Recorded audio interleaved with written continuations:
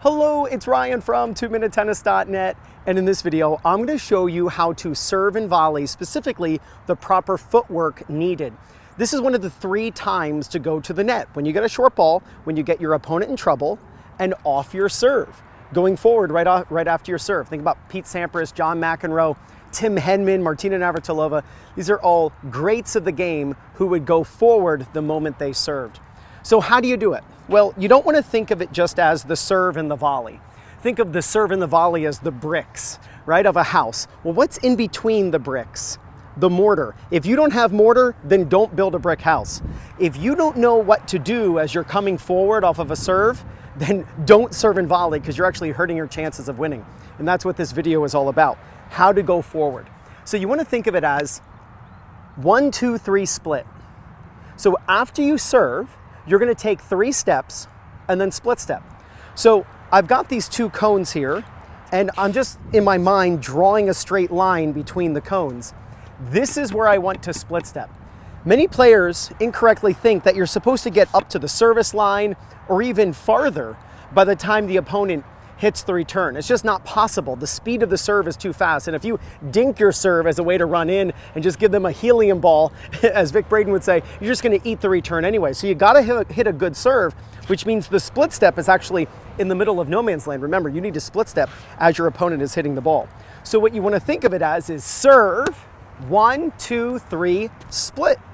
You're going to take 3 steps. Now, if you're someone who jumps, then landing out of your serve is step number 1. So that looks like this. Watch how I jump and I land on my left foot. That's 1, 2, 3, split.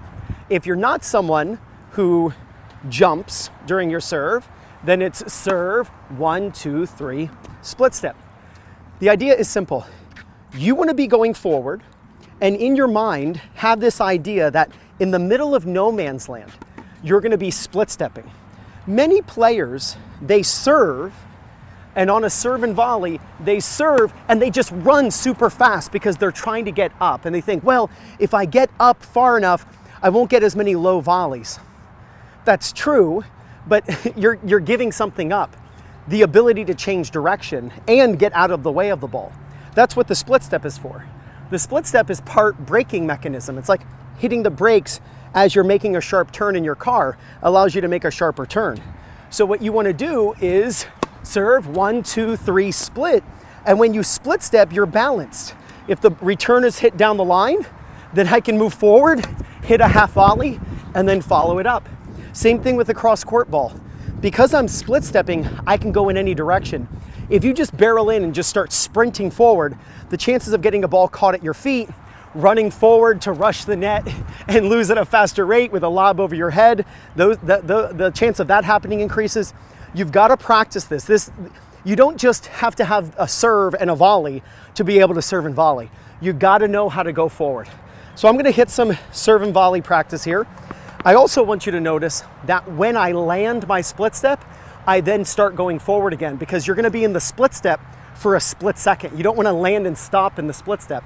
You want to land the split and then immediately move out of it.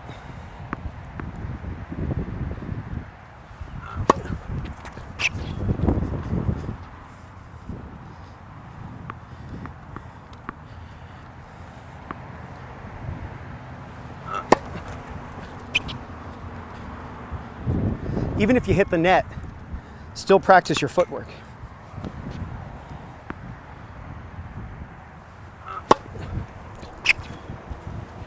So I'm split stepping and then getting out of the split step. You don't want to be stuck there. You want to split and then move.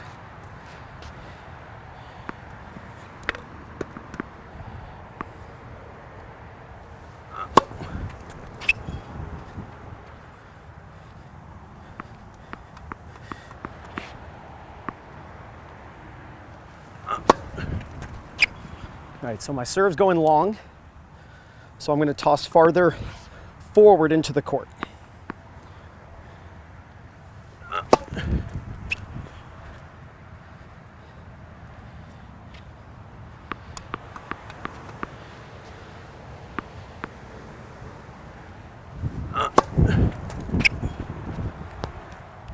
So whether you put cones here, whether you put, a tennis ball on each side, Your goal is to have something on either side so that when you come up, when you get there, you split step. Based on the average speed people serve and the average distance people stand back to return your serve, and the average speed people run forward, the average footwork is 1, 2, 3 split step. You'll see some pros will get 4 steps in because the returner is standing really far back. Or if the returner is very far in, they'll only get 2 steps and then have to split. But practice on average 1, 2, 3 split step. Going to the net puts pressure on your opponent, but only if you know how to do the footwork, the 1, 2, 3 split step footwork when serving and volleying. Start going to the net more often and use the serve and volley technique, and there's no doubt you're going to gain confidence, win more matches, and play much better tennis. This is Ryan Reedy from 2minutetennis.net. You got this.